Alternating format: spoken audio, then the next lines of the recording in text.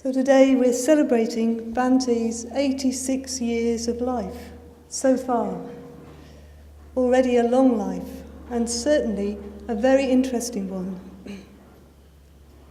When I hear or read about first meetings with Bante, especially in the early days of the movement, I notice what a fascination he held for people. Maybe it was the combination of orange robes and Western features, or, as time went on, orange robes and long sideburns. But of course, there was also something about him. In addition, he had emerged out of the mysterious East. His lectures were peppered with anecdotes. Bante has had the foresight not to simply leave his life to the speculation or imagination of future biographers. He's made it a priority to have his own say, and we are fortunate to have no fewer than 5 volumes of memoirs, as well as related writings. Still, we know that these memoirs were written years and even decades after the events. They are the voice of the older man looking back across the years and recalling, very vividly, the experiences of the past. Perhaps we may find ourselves wondering sometimes, what would it have been like to have met Bante at that time? How would he have come across? What impression would he have made? Well, an opportunity for finding out now presents itself. For the first time, Bante is publishing, out of his very extensive personal correspondence, a series of letters. These letters were written by Bante to a woman he met in Bombay in 1955, Dinu Dubash. She was a Parsi and founder of a Montessori school. Painter and meditator, she was deeply interested in things spiritual.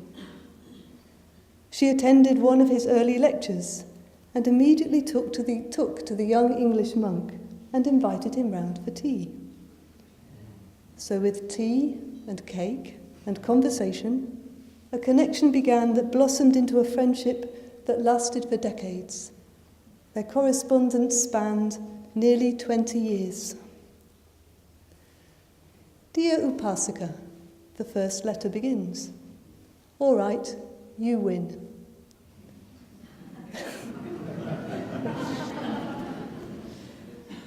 Dinu has persuaded Sangharakshita to accept an invitation to give a lecture at the inauguration of the Pune branch of the Society of Servants of God, founded by Dr. Mehta. Pune, as of course we know, was to go on to become an important base for Bante in his work among the Ambedkarite Buddhists. And we know something about how that connection started from a letter written to Dinu on the 15th of December 1956. Here Bante recounts what happened on the night following Dr. Ambedkar's death. This had taken place only just over a week previously, and he'd found himself in Nagpur, addressing more than 1 lakh, that is more than 100,000 people. It was really a touching sight to see them all shedding tears for their lost leader, he writes, and then continues. To cut a long story short, in the course of 4 days I addressed nearly 30 mass meetings. And he goes on to confide, my own spiritual experience during this period was most peculiar. I felt, but if you want to know what he felt, you better read the letters.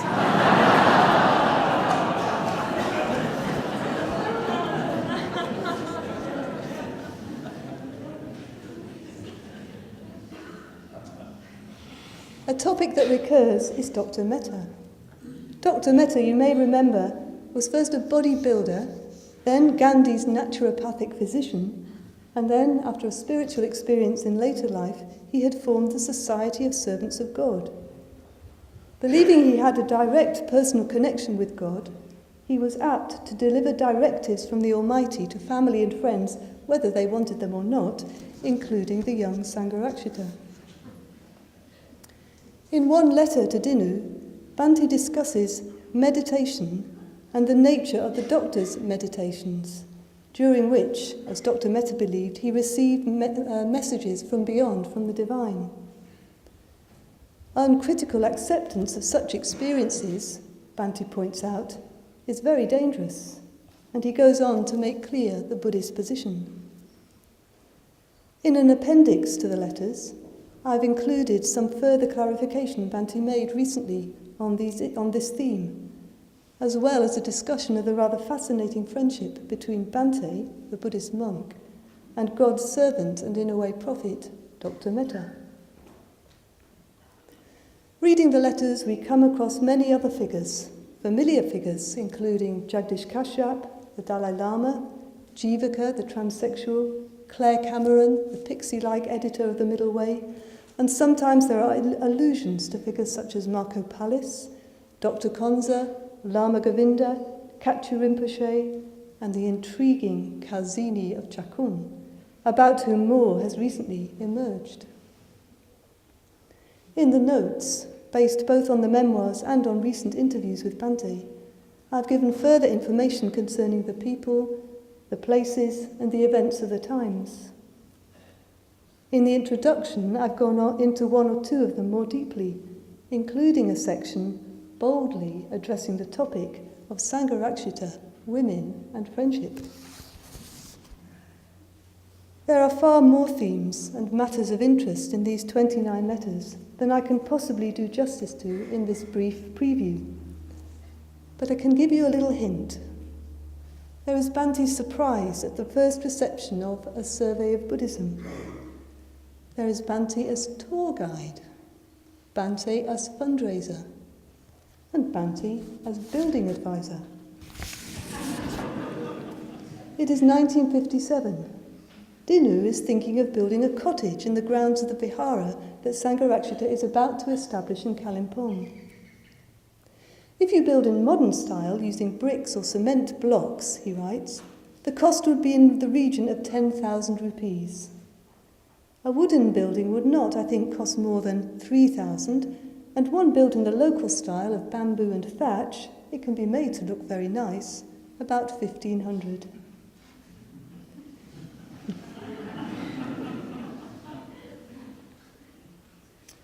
August 1963, Bhante is well established in the vihara. He writes to Dinu, I've accepted an invitation to go to England next year for a few months. Lectures, of course. And go he does. And as it turns out, it is to be far more than the 4 to 6 months he had planned. His correspondence with Dinu continues, though the exchanges are more intermittent. But then, as he writes, with one's real friends, I find, it does not matter very much whether one writes or does not write, since they remain, as it were, a part of one's consciousness, so that it is impossible ever to forget them. Bhante is now writing of English winter and English spring, and of a new Buddhist movement. In January 1974, having just conducted the very first study seminar, the one on the Bodhicharyavatara, he writes from Norfolk. After 7 years of hard work, I think it can be said we have the nucleus of a truly spiritual and now rapidly expanding Buddhist movement in the West. And he tells Dinu, sooner or later, I intend to establish a centre of the FWBO in India. Taking them as a whole, in following the course of these letters over 20 years, we find ourselves following the course of a friendship. We see the progression from the formality of mere acquaintance to greater trust and depth of communication and mutual confidence. We see a difficulty arise and in due course resolved. We see Bhante listening and responding and encouraging someone's spiritual interests and aspirations, and at the same time taking a real interest in the ups and downs of ordinary human life. It's as if we're listening in to one side of a private conversation, and through this we are afforded another precious glimpse of our teacher and a sighting of a rather unusual friendship. Dear Dinu, letters to a friend. Available from October. You can order it directly from lulu.com or buy it from your own local centre. Price £7.50.